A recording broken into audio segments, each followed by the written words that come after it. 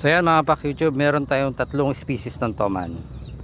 So itong black toman, tapos itong blue-green. Yan siya, blue-green. Then itong brown. So brown lang siya.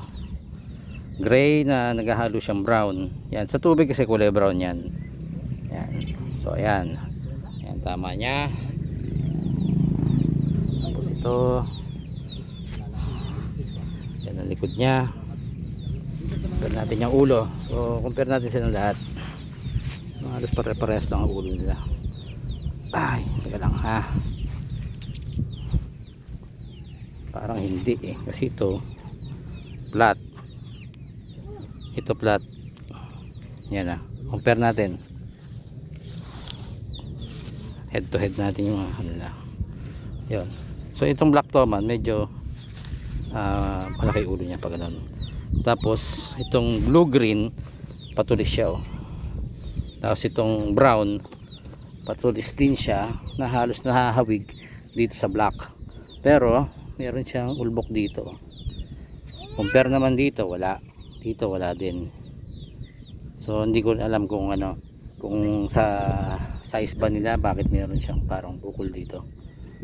So yon. Tapos side to side. Yan ang side. Yan. Yan. Okay.